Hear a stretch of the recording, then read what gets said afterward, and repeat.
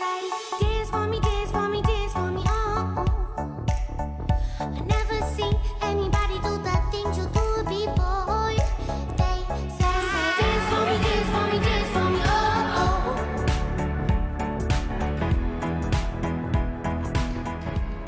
Bonjour à toutes et à tous, je suis ravie de vous retrouver dans votre nouvelle émission. Vous êtes formidables et ce matin on s'attaque à un fervent ambassadeur de notre région. Il est incontournable, Jean-Guy Le Floch, PDG d'Armor Luxe. Une histoire qui a commencé dans le pays de Quimper et dont les plus belles pages s'écrivent depuis plus de 20 ans. Ses coups de cœur, ses inspirations, sa vie de chef d'entreprise, nous partage tout cela dans quelques instants. Merci Jean-Guy Le Floch d'avoir accepté notre invitation. Alors quand on vous a proposé de participer à cette émission, deux noms sont sortis assez naturellement. Olivier Belin, chef étoilé de l'Auberge des Glaziques, et Grégoire Guyon, directeur RSE chez Armor Luxe. Alors ils sont là avec nous aujourd'hui. Merci à tous les trois. Alors vous les connaissez tous les deux au moins depuis 20 ans. Ils ne sont pas les seuls. On parlera bien évidemment de votre binôme Michel Guéguin un peu plus tard. Qu'est-ce qui fait finalement le sel de ces deux relations, de ces deux amitiés aujourd'hui ? D'abord, ce sont des Bretons, hein, c'est quoi un petit peu chauvin chez nous. Voilà, des Bretons. Le pauvre Grégoire était exilé à Paris, donc je l'ai récupéré, je l'ai ramené plus près de la Bretagne. Il est de Saint-Malo, donc il vient souvent à Quimper, et il s'arrête souvent à Saint-Malo dans sa famille. Et voilà, donc c'est une bonne nouvelle pour lui. Quant à Olivier, que j'appelle couramment Olive, vous ne formalisez pas. Olivier, je l'ai croisé chez lui, tout simplement, il y a 22-23 ans, dans son restaurant. On a sympathisé assez vite, parce que vous allez voir, c'est un garçon très sympathique, très ouvert, et un peu trop loquace parfois, mais en tout cas, c'est un garçon super, et surtout, il cuisine merveilleusement bien. On en parlera tout à l'heure. Olivier Belin, qu'est-ce qu'il incarne pour vous, Jean-Guy Le Floch ? Beaucoup de choses. Beaucoup de choses, comme on a dit, c'est un ambassadeur, c'est un phare pour la Bretagne, et surtout pour cette pointe Finistère, pour lequel il est très attaché. Et puis quand j'étais jeune, comme beaucoup, j'ai vu son parcours dans les médias, dans les journaux, et on s'intéresse à ces gens-là. Donc voilà, et puis un jour, effectivement, cet homme qui a développé Armor Luxe aurait très bien pu partir ailleurs, mais non, il est resté là, donc attachement au territoire. Donc voilà, une de ses valeurs, et un jour, il est arrivé chez moi, voilà, et puis comme dit Jean-Guy, de cette rencontre est née une amitié qui a grandi au fil du temps, et au fil des joies, des déceptions, voilà. Une amitié aussi pour vous, Grégoire Guyon, il vous a raccroché au rocher breton. Qu'est-ce qu'il représente pour vous, Jean-Guy Le Floch ? Un chef d'entreprise passionné par son métier, très ambitieux pour son entreprise, et puis aussi très engagé pour la Bretagne, dans toutes ses dimensions. Alors cette position d'ambassadeur, hein, vous la revendiquez, vous l'assumez. Est-ce qu'elle vous a déjà joué des tours ? Est-ce qu'elle vous a mis mal dans certaines situations, Jean-Guy ? Moi, je la revendique pas vraiment. Bon, il se trouve quand même un petit peu. Et que j'en profite pour dire que j'ai un vrai job de vrai ambassadeur pour une vraie mission qui est une mission humaniste et humanitaire. Je suis ambassadeur en titre d'Innoveo, le fonds de dotation de l'hôpital de Brest. Et on couvre avec ce fonds de dotation toute la pointe finistérienne. Voilà. Et donc si nos téléspectateurs ont des dons à faire, ils adressent un chèque à attention d'Innoveo au CHU de Brest, et ce chèque ira directement dans la recherche et dans les soins des malades qui malheureusement fréquentent beaucoup dans le Finistère les hôpitaux qui dépendent de Brest. Alors vous parlez beaucoup aussi de l'esprit breton. Comment il s'est construit chez vous ? Par étapes, ou c'est quelque chose que vous avez hérité de votre histoire familiale ? Écoutez, moi j'ai vécu l'essentiel de mon enfance, de ma jeunesse dans le Cap-Sizun. Vous voyez où c'est ? C'est tout au bout. Cap-Sizun, en plus le nord, en face de chez Olivier, sur les falaises en granit. J'allais à la pêche, pêcher la vieille et le maquereau là-bas. Et donc voilà, je suis par définition un amoureux du granit breton. Breton, il n'y a pas de doute. Alors avant d'aller retrouver Evan qui s'est rendu dans votre entreprise, on avait d'abord une petite image pour vous, quelqu'un qui a toujours été là. Il est présent dans votre vie depuis bien avant l'aventure Armor Luxe. Est-ce que vous le voyez sur l'image en face là ? Ah oui, c'est Mich. Vous avez retrouvé cette photo. Félicitations. Et qui est-il ? Vous le reconnaissez ? Ah ouais, je sais très bien que c'est Mich. Alors Michel Guéguin, pour ceux qui ne sont pas intimes, qu'est-ce qu'il représente pour vous ? C'est mon frère, quoi. Ouais. Voilà. C'est votre frère. Donc votre frère qu'on va retrouver en duplex de Quimper, c'est là que se trouve Evan à l'usine d'Armorlux. Et oui, Michel, votre frère Jean-Guy, donc déjà merci de nous accueillir dans votre usine. J'ai mis ma plus belle marinière parce que c'est incroyable d'être dans cet atelier. Michel, merci de nous servir de guide. Vous pouvez nous expliquer comment on fabrique une marinière? Quelles sont les premières étapes? Alors, Armorlux a 2 usines de fabrication à Quimper. La première usine donc, dans laquelle nous tricotons et nous peignons, faisons la teinture du tricot. Et une deuxième usine où vous êtes aujourd'hui et dans laquelle nous confectionnons le produit. Alors, de quoi partons? Nous partons de fils de coton. Fil de coton, vous voyez? Blanc et bleu, c'est mieux. Blanc et bleu, voilà. Sur cette bobine, vous avez 50 km de fil. Et donc on a une petite question pour vous, Jean-Guy. À votre avis, dans ma marinière, il y a combien de kilomètres de fil? Et au hasard, je vais dire 25. Bon, tu as droit à 2 réponses. Il dit 25. Ouais, c'est presque vrai. Mais pour un puriste, ça dépend du diamètre du fil. Bon, eh bien écoutez, on vous laissera régler vos petites affaires. Voilà, donc Il a nous triché. tricotons. Après avoir été, Il a triché, ben voilà, bravo, bravo, belle philosophie. après avoir été tricoté, la pièce de tissu est teinte et ensuite elle est transférée. Oui. Elle est transférée sur ce site. Vous voyez, là vous avez une pièce de tissu qui a été tricotée, qui a été lavée et qui maintenant va être transformée. Et alors on va vous montrer une machine assez dingue. Alors c'est une machine qui nous permet de couper automatiquement. Alors dans un premier temps, Ça a l'air hyper fun, hein. la machine va réaliser ce qu'on appelle un matelas, c'est-à-dire qu'automatiquement, en fonction du nombre de pièces qu'on veut fabriquer, Et on va avancer pour et que la du caméra voit nombre bien. et pour optimiser la consommation matière, la machine va nous dire il faut faire des matelas de 5 mètres de long et faire une matelas de 6 épaisseurs, par exemple. D'accord? On va se faire renverser par le scooter. Voilà, là, ouais. Alors- Vous avez mis le booster, là, Caroline. Moi, je vais absolument faire un tour de cette machine Voilà. après. Et Donc, alors, cette machine. on ne le sait pas forcément, mais Armorlux a été aussi une des entreprises, l'entreprise pionnière en matière de confection avec du coton équitable. Voilà, tout à fait, oui. Comment vous avez relevé ce défi? Alors, en fait, en 2003, nous avons pris un gros contrat avec la Poste d'habillement de tous les facteurs, qui étaient à l'époque 120, 130 000 personnes. Et déjà, à l'époque, la Poste avait une éthique assez impressionnante en termes de RSE. Et ils nous ont demandé si nous étions capables de fabriquer les produits à partir de coton, dans un premier temps équitable et dans un deuxième temps bio-équitable. Oui, en 2003, c'était il y a Voilà. presque 20 ans, on en parlait beaucoup moins que Il y maintenant. a une vingtaine d'années. Il nous Nous avons été précurseurs. Il ne nous reste plus beaucoup de temps, on va Ouais. juste montrer la finalité de cette machine. Attendez, je vous laisse nous le présenter. Alors voilà, donc une fois que le matelas a été fait, il va être aspiré pour être dur, vous voyez. Là, il est très dur. Et ensuite, un outil de coupe automatique va couper les différents éléments constitutifs du vêtement. Voilà. Intérêt double, intérêt en termes de sécurité pour l'opératrice, parce que vraiment la coupe manuelle est quand même Ouais, c'est- dangereuse. Et deuxièmement, fiabilité dans la mesure où vous avez une excellente reproductibilité. Et puis il faut dire qu'il y a 2000 vêtements qui sortent de cette usine chaque jour. Donc ça en fait, heureusement qu'il y a quand même quelques machines pour aider les équipes ici. On va Voilà. continuer à découvrir l'atelier dans une poignée de minutes. On va vous montrer la broderie, c'est hyper fun, vous allez voir. À tout à l'heure. Voilà, Tout à l'heure, Evan. C'est vrai que Jean-Guy Le Floch, quand on parle Armorlux, on pense à vous, on pense un peu moins à Michel Guillemot. Et pourtant, cette histoire, vous l'avez écrite à 2 depuis le début. Vous êtes ensemble, mais très différents. Vous trouvez pas qu'on se ressemble? Regardez. Mais avant, Elle est très sympa, cette photo. D'ailleurs, elle date de Ils ont quand? les cheveux blancs. Si vous pouviez nous remettre le contexte. Ouais, elle date de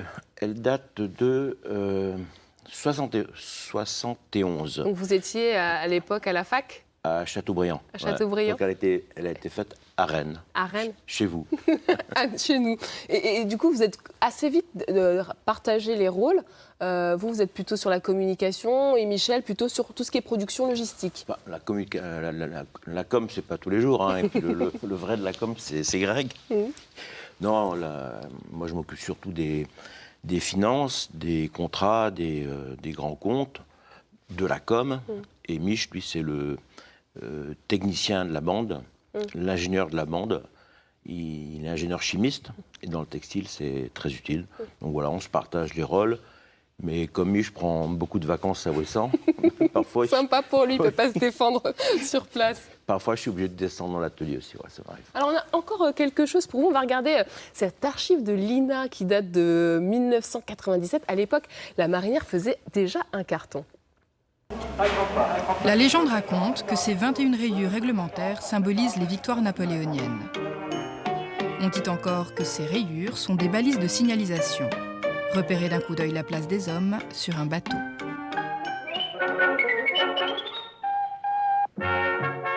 Du matelot au pêcheur, du pêcheur à la rue, la marinière a sauté le pas dans les années 60. Depuis, elle est devenue le vêtement d'été par excellence, un vêtement universel, comme il en existe peu, qui séduit autant les enfants que leurs parents. En Bretagne, les petits t-shirts rayés, on les vend comme des petits pains.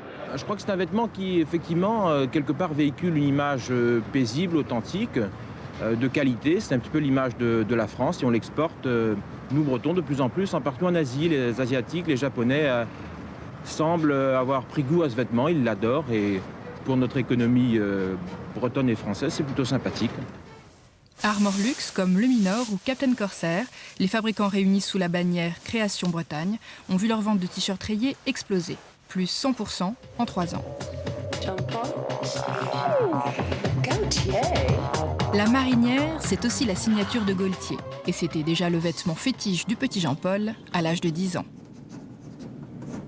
C'est devenu en effet une signature en tant que vraie signature. Et puis le fait que j'en porte souvent. Mais je dois préciser quand même que je ne porte pas toujours le même. Non, je le lave, donc j'en ai d'autres en rechange. Et j'en ai avec différentes formes, un peu plus volumineux, dans différentes matières aussi.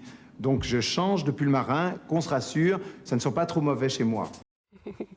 Et d'ailleurs, je crois que c'est toujours l'amour fou entre Jean-Paul Gaultier et la marinière. Est-ce que vous avez une idée du nombre de marinières écoulées depuis la création d'Armor Luxe, Jean-Guy Le Floch ? Une bonne colle, rapide calcul, c'est sans doute entre 10 et 12 millions. Ouais. 12 millions Ouais. Alors, Olivier Belin, la marinière Armor Luxe, elle fait partie du dressing ou pas ? Alors, elle fait partie du dressing, ça dépend si je prends du poids ou moins de poids, parce que vous avez vu que tous les gens étaient vraiment fit là. C'est pas mon cas tous les jours, Jean-Guy. Voilà. Non, mais par contre, il y a une chose, c'est qu'il y a 20 ans, quand j'ai rencontré Jean-Guy, je lui avais demandé de me faire une tenue.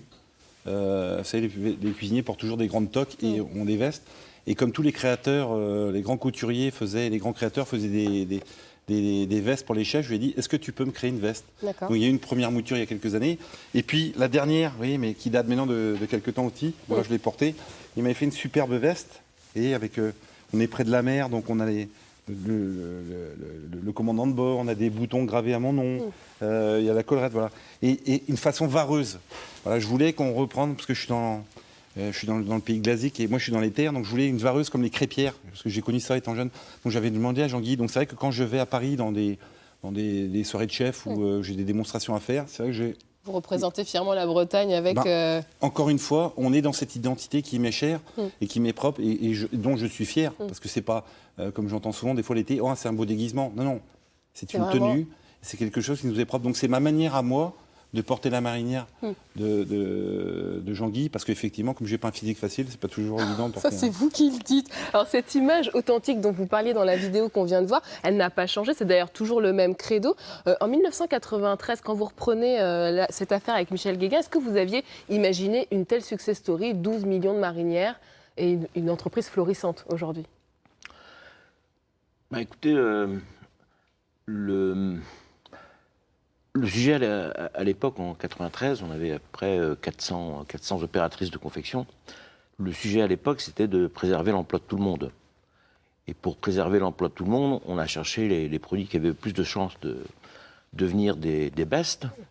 On a trouvé dans un coin de l'atelier Seine Marinière. Avec Mich, on s'est dit, je pense que ça devrait nous aider à sauvegarder tous ces emplois. Et justement, vous en avez même créé un peu plus. Vous êtes à 600 employés aujourd'hui. Aujourd'hui, mais avec un réseau de boutiques qu'on a déployé à travers la France et ce réseau de boutiques doit employer quelques 200 personnes. Et qu'est-ce qui permet aujourd'hui de conserver ces emplois ? Ce sont les gros contrats d'habillement pour la Poste, la SNCF C'est un ensemble. D'abord, la volonté farouche qu'on a de les préserver, malgré tout ce qu'on a vécu dans le textile européen. Donc ça, c'est la première chose, la volonté farouche des dirigeants de préserver ces emplois. Et il y a quelque chose de magique chez nous, c'est la qualité intrinsèque de nos produits. Et avec un peu de chance, Michel nous parlera tout à l'heure de notre labo de qualité qui est quelque chose de quasi unique en France. On va parler qualité aussi avec vous, Grégoire Guyon. Alors plus on est célèbre, plus on est attendu sur cette question de l'éthique, la qualité des matières premières, des produits, les lieux de fabrication. Et vous, quelle est votre mission finalement en tant que responsable RSE, responsabilité sociétale des entreprises, pour ceux qui ne connaissent pas? Moi, j'essaye de faire vivre ça au quotidien. Ce qu'il faut dire d'abord, c'est qu'on évolue dans un secteur un peu particulier qui est totalement mondialisé et très sensible sur le plan de l'éthique. Donc mon travail, mais aussi le travail de tout le monde, puisqu'en fait c'est une démarche, tout le monde prend sa part dans l'entreprise, c'est de garantir à nos clients des produits qui soient sécurisés sur le plan de l'éthique, de la santé et de l'environnement. Et pour ça, on s'appuie aussi, on a la chance de s'appuyer sur un cabinet d'audit international qui nous aide à évaluer les fournisseurs et les sous-traitants. Et ce cabinet s'appelle PwC. Et qu'est-ce qui est en jeu? C'est finalement éviter le bad buzz, la mauvaise publicité pour le consommateur? Peut-être un peu, mais c'est pas la raison principale. L'idée qu'il y a derrière, c'est de se différencier toujours par le haut et d'apporter des réponses très concrètes à des consommateurs qui sont de plus en plus exigeants sur la façon dont les vêtements sont fabriqués. Et comment on construit comment on traduit finalement ces labels? Parce qu'en tant que consommateur, parfois on s'y perd un peu, tout le monde a des labels aujourd'hui. Comment on le traduit pour que chacun s'y retrouve quelque part? Les labels font pas tout, mais par contre, ils renforcent les engagements d'une marque comme la nôtre. Ils crédibilisent un peu toute la démarche qu'on a mise en place et ils rassurent les consommateurs sur la qualité des produits. Donc par exemple, Michel l'évoquait tout à l'heure, sur le coton équitable, on travaille avec Max Havelaar depuis plus de 15 ans. Sur le coton biologique, on travaille avec un label qui s'appelle GOTS. Et pour la santé des utilisateurs, c'est-à-dire le contact direct des vêtements avec la peau, on s'appuie sur un label de référence qui s'appelle le Cotex. Et cette RSE, Jean-Guy Le Floch, elle renforce évidemment l'image de votre entreprise, mais c'est aussi l'image de la Bretagne qui est en jeu à travers cette démarche? C'est sûr que c'est un ensemble. La Bretagne se veut éthique et nous, on est, comme vous le disiez, un petit peu l'ambassadeur, en tout cas sur le plan du textile, et on se doit de respecter cette éthique générale dont les Bretons sont fiers de la pratiquer tout le temps, partout. On va continuer à parler éthique et qualité. On retourne à Quimper où nous attend Evan. Evan qui s'est rendu ce matin dans les coulisses de l'entreprise Armor Luxe. Alors Jean-Guy, je peux vous dire que Michel est très joueur. Il a envie de continuer sur sa lancée avec une autre question pour vous. Combien y a-t-il de pièces différentes dans une marinière comme celle-ci? Bon, ça c'est une question, c'est une bonne question, Mich. Allez, je vais dire 4. Ah, il a dit 4. Il est pas mal. Il est pas mal. C'est 5, donc il aura un demi-point. Bon, un demi-point. Alors, vous allez nous expliquer, Michel, la suite de ce qu'on a vu tout à l'heure, l'assemblage du coup d'une pièce. En l'occurrence ici, c'est un chemisier. Voilà. Donc vous voyez, ces pièces, les pièces ont été coupées. On a vu la coupe tout à l'heure. Maintenant, elles vont être assemblées. Alors, elles sont assemblées sur ce type de machine. Vous voyez. Donc la dame là commence donc par s'assurer que les pièces sont conformes, vérifie la qualité, ensuite assure la confection. Et ce métier d'ouvrière confection est extrêmement difficile dans la mesure où il nécessite dextérité, qualité et polyvalence. Parce que dans cet atelier, vous avez différents types de machines. Et chaque machine est particulière. L'une va vous permettre de faire telle couture, une autre, telle autre couture, etc. Et donc ça demande aussi au personnel d'être extrêmement polyvalent. Et je dirais encore plus polyvalent dans la mesure où les séries sont courtes. Et j'imagine que pour aligner les rayures, c'est aussi tout un travail de précision, parce que si c'est décalé, après, ça fait exactement, et une des valeurs, disons, qualitatives d'Armor Luxe, c'est justement d'aligner les rayures. Et chez nous, on reconnaît un produit Armor Luxe d'un produit fait ailleurs, entre autres, par l'alignement ou non des rayures. C'est précis. Alors, dites, pourquoi est-ce que les marinières sont rayées, en fait? Bon, alors l'histoire dit que à l'époque, Napoléon avait demandé à ce que les marins d'État soient équipés de marinières, parce que si par malchance ils passaient à l'eau, ils étaient plus facilement repérables par leurs collègues ou les navires de sécurité. Bon, c'est pas une raison pour me lancer dans l'Odet. Hein. On va vous montrer un autre atelier, celui de la broderie, parce que vous travaillez pour de nombreuses entreprises qui demandent à avoir leur petit logo. Voilà, qui veulent personnaliser donc leurs produits. Et là, vous avez des machines qui vous permettent donc de personnaliser les casquettes, les marinières, tous les produits qui sont fabriqués chez Armor. Alors expliquez-nous comment elle fonctionne, cette super machine à coudre. Alors cette machine à coudre est une machine automatique. Donc d'abord, le programme permettant de réaliser le produit a été réalisé et la machine suit le programme. Ici, vous avez la possibilité d'utiliser 9 coloris. D'accord ? 9 coloris et la machine tourne avec 6 têtes. Eh oui. Donc simultanément, 6 chemises sont brodées. Bon, maintenant, on va aller se rendre dans votre bureau d'études. Voilà, on va aller au bureau d'études. Parce qu'avant tout ça, là on a vu fabriquer, mais avant il faut concevoir le vêtement. Et il y a plus de 750 pièces différentes chaque année, si je me suis bien renseigné. Ça, voilà. Et ben, ça fait du pain sur la planche, et puis surtout vous allez voir comment les équipes ici se réinventent pour renouveler sans cesse la marinière et la mettre au goût du jour. Donc on se retrouve tout à l'heure avec les stylistes qui sont en plein brainstorming. À tout à l'heure. À tout à l'heure, Evan. Alors, on a beaucoup parlé de votre entreprise, on en parlera encore un peu tout à l'heure. On aimerait en savoir un peu plus sur l'homme, sur Jean-Guy Le Floch, hors Armor Luxe. Olivier Belin, alors vous êtes chef étoilé à l'Auberge des Glaziques. Est-ce qu'il y a des plats incontournables que commande souvent Jean-Guy Le Floch ? Alors, je dirais pas qu'il y ait des plats incontournables. La seule chose que je sais, c'est que Jean-Guy aime ma cuisine. D'accord. Donc, c'est vrai qu'il est ouvert à partir du moment où il sait qu'il va avoir un travail de haut niveau dans l'assiette. Il est ouvert à découvrir des choses et à goûter des choses. Et à apprendre des choses. Parce que ça peut être Jean-Guy Le Floch et avoir atteint un certain niveau. C'est vrai que quand il vient à l'auberge, il aime découvrir des choses, des textures, des saveurs, voire des appoints de cuisson qu'il ne connaît peut-être pas forcément. Et quand souvent, il est intéressé quand il vient manger ou quand je fais des choses en privé avec lui.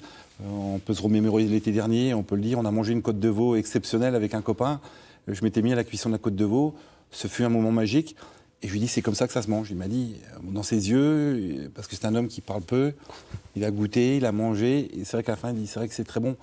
Donc voilà, donc c'est découvrir, c'est aimer. Alors, je ne dirais pas qu'il a une manette de Proust chez moi. Il aime découvrir. En tout cas, il vient pour pouvoir découvrir autre chose. Et puis peut-être c'est celle qui fait que je suis différent. Et ça, il aime ça aussi. Je pense qu'il aime les gens différents. C'est une de ses particularités. Qu'est-ce que vous aimez dans la cuisine d'Olivier Belin ? Alors j'aime surtout les petits amuse-bouches qui fait en entrée. Je vous les conseille, ils sont très bons. Il les fait à base d'huîtres. Et comme il sait que je ne mange pas d'huîtres, à chaque fois j'ai le droit à mon petit amuse-bouche à base de coque. Et c'est exceptionnel. Un petit péché mignon à nous confier ? Sa soupe de foie gras. Soupe de foie gras ? Ouais, magnifique. Est-ce que vous autorisez des plats hors Bretagne, hors de nos frontières ? Tant que le cuistot est breton, bien sûr. J'étais à Paris la semaine dernière, chez un copain d'enfance, un copain de formation d'Olivier. Et voilà, donc je suis un garçon fidèle. Trêve de plaisanterie, vous vous suivez, en tout cas mutuellement depuis plus de 20 ans, dans des milieux quand même assez différents, mais tout de même vous arrivez à créer des ponts. Comment vous les créez et c'est quoi ces ponts finalement ? Non, je pense surtout, parler tout à l'heure de référence, c'est qu'à un moment, quand Jean-Guy devient une référence, le jour où je reviens chez moi, j'ai envie de devenir une référence. Donc on a des leaders, on a des gens dans différents corps de métier, dans différents milieux qui ont réussi à faire ces choses-là. On a envie de faire la même chose. Une chose est sûre, c'est que c'est beaucoup de travail. C'est beaucoup de travail. Mais il faut s'imprégner de notre région, de notre identité. On dit souvent, quand on arrive à Rennes, on arrive en Bretagne. On est en Bretagne. Non, la Bretagne, on démarre à Rennes. Et quand on vient chez nous, là, on va jusqu'au bout. Et là-bas, ici, il passe des choses différentes. Des choses, ça part de là. Et donc, c'est vrai que c'est travailler ces produits du coin. Tout à l'heure, Michel parlait, disait, les rayons Armor Luxe, c'est les seuls qui sont alignés. C'est la régularité. Être tous les jours au quotidien régulier. C'est très, très dur. Tous les jours, régulier, faire la même chose. Utiliser des produits de chez nous. Travailler avec des gens de chez nous. Créer des emplois. Jean-Guy Armor Luxe disait tout à l'heure que la priorité, c'était de ne pas détruire les emplois. Alors, je suis tout petit en tant qu'entrepreneur par rapport à lui, mais depuis que j'ai démarré en 20 ans, on a créé des emplois. Le but, c'est pas de les perdre. C'est d'à chaque fois, quand on grandit, d'essayer d'augmenter, de créer des emplois, des choses comme ça. C'est toutes ces valeurs-là qui font qu'à un moment, ça impose le respect et qu'on regarde les gens avec des étoiles parce qu'on est fiers d'eux. Et justement, faire rayonner la Bretagne, ça passera forcément par des synergies entre acteurs bretons, même si les milieux sont différents.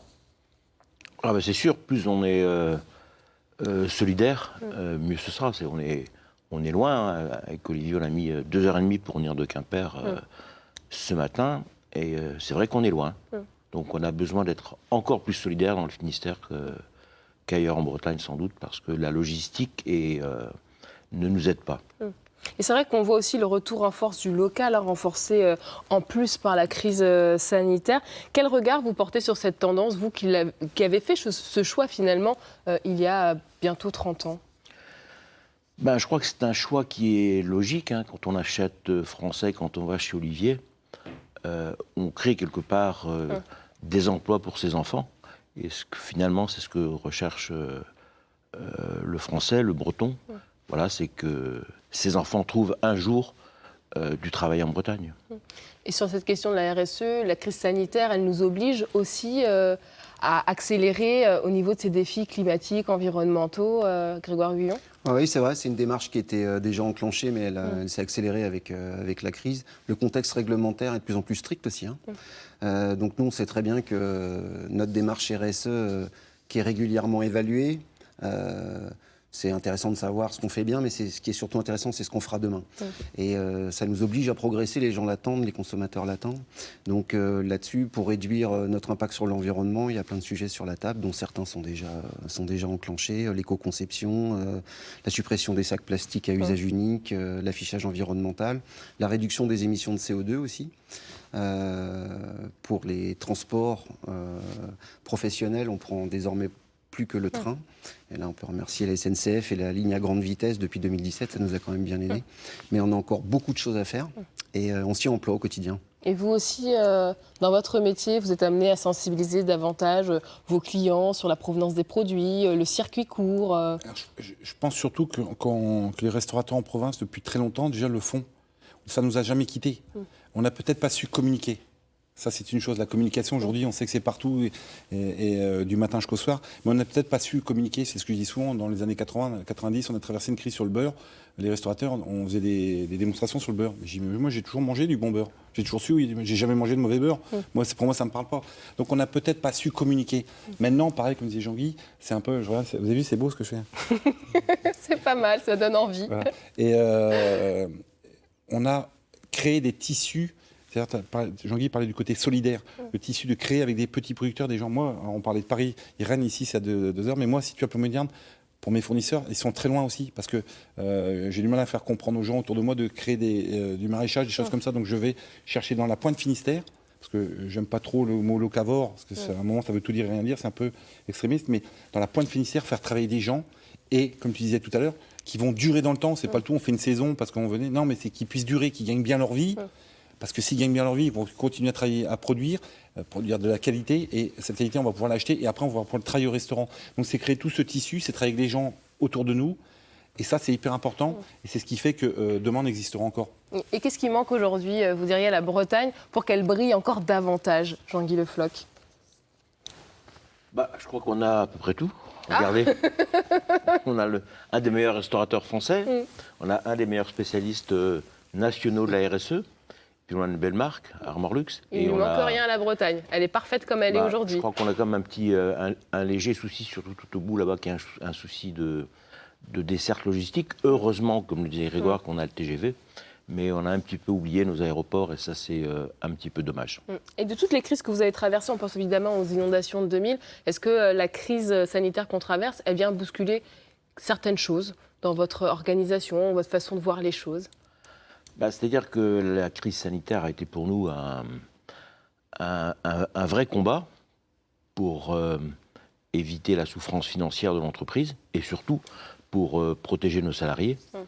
On a réussi les deux grâce aux mesures gouvernementales et on a passé une année 2020 très sereine.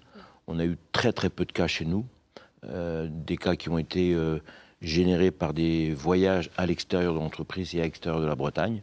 Donc on est assez fiers de tout ce qu'on a fait pendant cette crise qui a été, c'est vrai, un vrai fardeau à porter pour Michel et moi.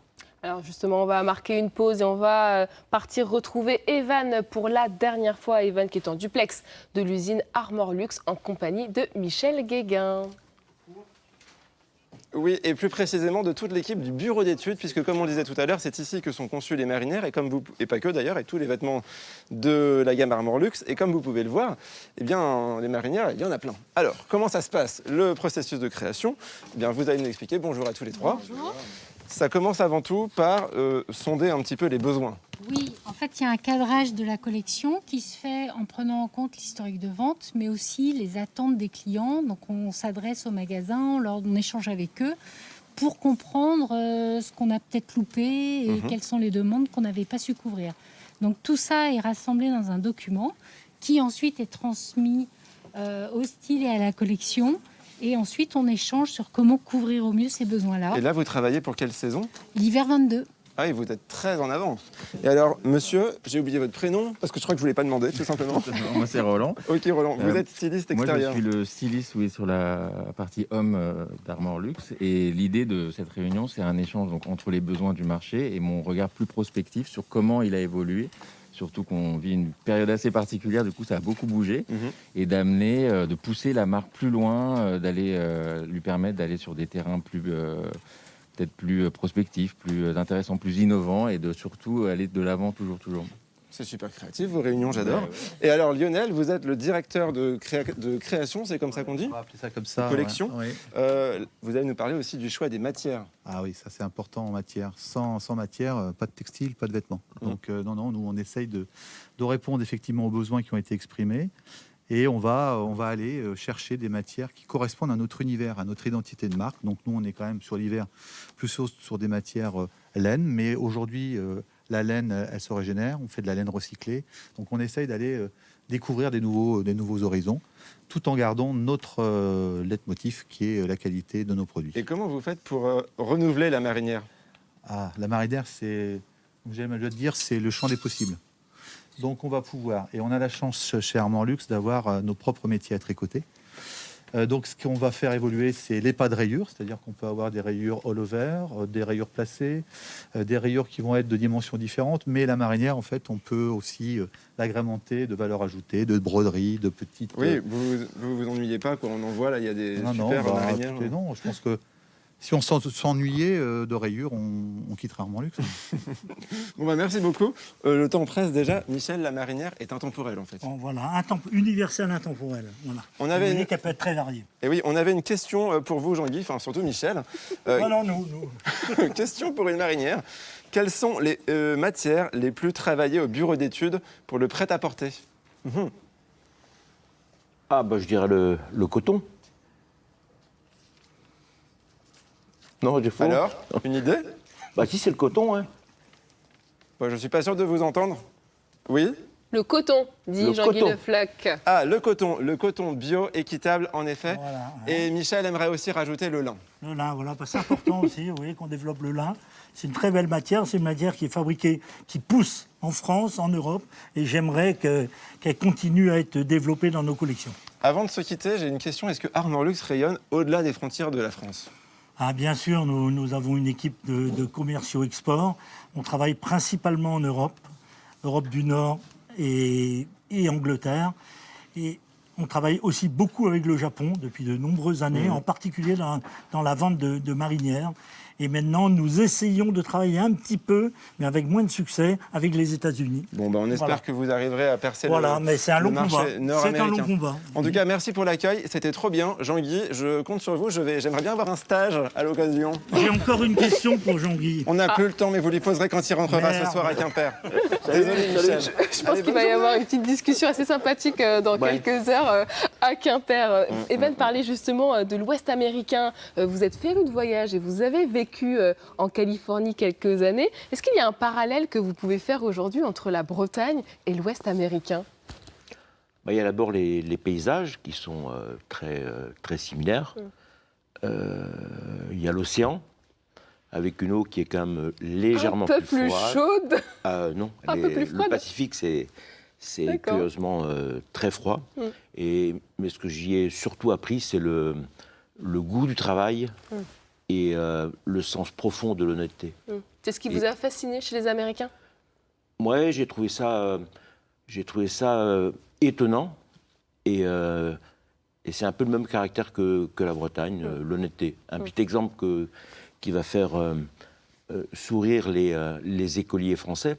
J'ai suivi beaucoup de cours aux États-Unis et quand on avait des examens, le professeur distribuait les sujets, il sortait de la salle, il nous faisait avant signer un code de l'honneur, comme quoi on n'allait pas tricher, et on restait 2 heures, 3 heures, 4 heures dans les salles d'examen sans être surveillé.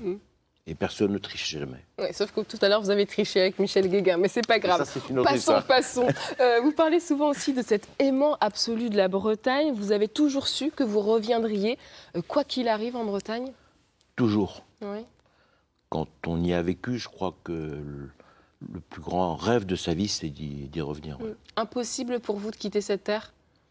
C'est un aimant, comme vous le disiez. C'est une espèce de magie qu'on vit en Bretagne et on a une seule envie quand on n'y est plus, c'est d'y revenir. Est-ce qu'on vous a déjà pris pour un fou quand vous racontez ça, espèce de transe que vous vivez, c'est quelque chose qui est indescriptible finalement? Vous savez, je ne suis pas le seul. On est quand même plusieurs millions, environ 4 à 5 millions, selon qu'on inclut le sud de la Bretagne ou pas, Pas de débat, alors. Je ne veux pas de débat. Mais... à vouloir y vivre, et on y est très bien. Alors j'imagine que vous pensez aussi à l'avenir. À quoi vous voulez que ressemble Arborlux dans 20 ou 30 ans, Jean-Guy Le Floch? Je voudrais qu'elle ressemble à une entreprise largement modernisée, qui va épouser l'ère du numérique, mais qui aura comme mission toujours de créer de plus en plus d'emplois au bout de la Bretagne, dans toute la Bretagne. Ce sera la promesse que doivent tenir les successeurs, comme vous l'avez tenu avec les Suisses qui vous ont vendu cette affaire en 93? C'est pour nous d'une importance primordiale, essentielle. Vous avez déjà une idée de qui pourra éventuellement reprendre On espère que nos enfants qui travaillaient avec nous auront la fibre, comme le dirait Michel, pour reprendre cette belle maison. Alors on a un dernier article à vous montrer avant de se quitter, c'était en 2010. C'est un article de Ouest France qui relate le jour où vous avez été décoré, vous avez reçu la Légion d'honneur. Un souvenir de ce moment, qu'est-ce que ça représente pour vous? Je crois que le meilleur souvenir que ça me laisse, c'est la fierté de mes parents, qui étaient très fiers de leur petit garçon. Vous leur avez rendu d'ailleurs un bel hommage. Ouais, je m'en souviens. Qu'est-ce que vous avez hérité d'eux? Je crois ils étaient instits dans l'enseignement public et ils cultivaient une espèce de passion pour l'honnêteté et la fidélité. Et cette honnêteté, je l'ai vraiment gardée, je l'applique partout. Un bel hommage aussi que vous avez fait à votre famille, parce que c'est important, un chef d'entreprise, c'est aussi tous les gens qui sont derrière, qu'on ne voit pas forcément. Oui, souvent on arbitre le temps en faveur de l'entreprise, et c'est vrai que parfois la famille est un petit peu délaissée, mais ça vaut pour tout le monde, sauf pour Olivier qui a la chance de travailler avec sa maman. Un dernier... Marino, à qui on peut dire un petit coucou. Un petit coucou à Marino. Si tu regardes l'émission... Salut. Et juste, il nous reste 30 secondes. Qu'est-ce que vous voulez que les jeunes qui nous regardent, ou qui nous regarderont peut-être plus tard, retiennent de ce que vous avez échangé, vous, tous les trois, dans cette aventure finalement qui est humaine? L'évêque Belin. Une chose qui est sûre, c'est qu'on peut aller apprendre ailleurs. Ouais. Mon rêve, c'était de travailler avec M. Robuchon à l'époque, donc il fallait que je quitte Plomodierne pour aller à Paris.